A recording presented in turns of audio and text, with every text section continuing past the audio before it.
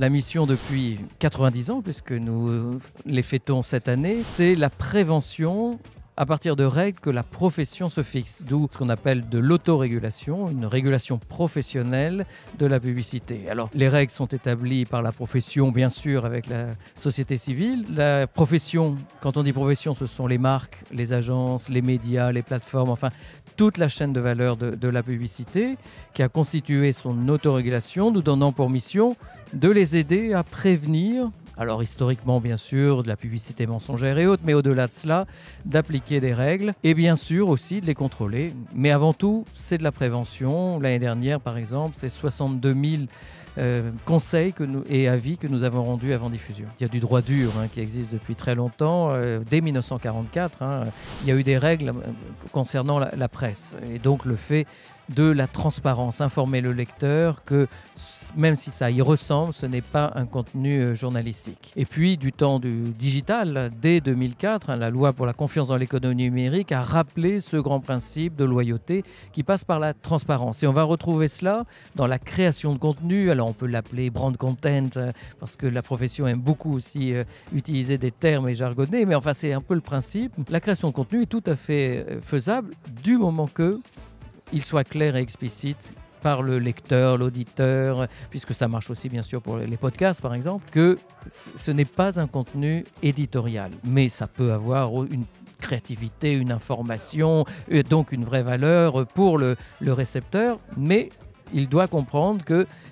l'émetteur est différent en tout cas la ligne éditoriale du support quel qu'il soit. Alors la loi du 9 juin 2023, alors qui est en train d'être remaniée parce qu'elle n'était pas en tout point conforme aux textes européens, mais enfin l'esprit de la loi reste, en fait avait été comme toujours précédée par l'autorégulation, puisque très tôt, dès 2017, la profession au sein de l'ARPE a fixé des règles, et notamment de transparence, parce que c'était ça le premier sujet. Donc on a bien sûr été au titre d'experts auditionnés à différentes étapes de la rédaction de cette loi dite de la porte Vogetta, parce que pour que ça reste une loi opérationnelle et qui ne tue pas bien sûr cette nouvelle activité qui grandit, qui évolue, mais qui reste conforme parce que finalement, depuis 1935, l'autorégulation est agnostique des supports publicitaires. Au contraire justement du droit dur qui crée des lois par verticale, la profession souhaite que ça soit agnostique, c'est-à-dire que les règles doivent être les mêmes parce que finalement le consommateur, le citoyen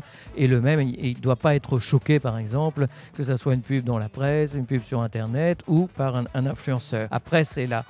manière de le dire et d'exprimer la collaboration commerciale qui a été encadrée et précisée. Et d'ailleurs, on a mis en place un certificat de l'influence responsable pour justement qu'ils apprennent les règles et notamment les lois, mais aussi les grands principes déontologiques et ce qui est attendu aussi de la communication, c'est-à-dire aussi les nouveaux récits, c'est-à-dire que la publicité a son rôle aussi dans la transition. C'est une question philosophique, voire éthique. D'ailleurs, c'est pour cela que depuis 20 ans, au sein de l'ARPE, il y a des instances associées un peu pour penser. Il y a un conseil de l'éthique publicitaire qui est présidé par Dominique Volton et qui pose justement depuis au moins 4 décennies cette question, informer n'est pas communiquer, et déjà dès le tournant de l'an 2000 sur Internet et après. C'est pas parce que l'information il est de plus en plus facile de recevoir, d'où l'info-obésité aussi dont on parle, et l'éducation aux médias devient vraiment de plus en plus importante. Il faut s'impliquer, on s'implique tous, il y a des programmes même dans notre champ finalement de la communication commerciale, il y a un programme pédagogique qui s'appelle Mediasmart, qui est notamment porté par l'Union des marques, qui doit répondre parce que c'est très tôt, mais c'est pas que pour les enfants qu'il faut aussi finalement les renseigner cette approche critique, mais finalement tout au long de la vie. Et donc c'est d'où l'importance de conserver évidemment des médias au sens plein et entier du terme, quels qu'ils soient, qui ont des lignes éditoriales, qui ont des rédactions, qui ont, même si ça passe aussi par plein de formes, y compris le divertissement, le flux, le documentaire ou même des séries qui peuvent pas faire passer des messages, mais il est important de conserver ça parce que ça vaut aussi bien sûr pour l'enseignement dans l'université, dans les écoles de communication, à former des gens qui ont justement l'esprit critique, a fortiori quand avec l'IA générative, il est de plus en plus facile d'avoir des réponses à tout et rapidement. Donc il faut finalement réapprendre à apprendre des choses par cœur alors qu'on peut trouver l'information, mais en tout cas réapprendre à conserver son esprit critique parce qu'il va falloir de plus en plus savoir gérer et analyser qu'est-ce qui est vrai et qu'est-ce qui est faux. Et ça devient de plus en plus complexe, même si, bien sûr, là encore, des textes européens, l'Europe est très en avance là-dessus, vont quand même imposer un certain nombre de choses, particulièrement aux plateformes. Est-ce qu'on a des publicités Madeleine? Peut-être. C'est difficile d'en parler. Il se trouve que moi, dans ma vie professionnelle, j'ai commencé dans l'affichage. J'ai commencé chez Avenir, qui était l'afficheur qui, en 1981, avait tenu ses promesses en enlevant le haut, etc. Donc ça, c'est dans un cursus évidemment de ma formation qu'on entend parler de ça. Donc ce genre de campagne, après il y a plein d'autres campagnes qui ont fait bouger les lignes sur des sujets sociétaux, et je crois que c'est aussi ça le rôle de la publicité, c'est d'être finalement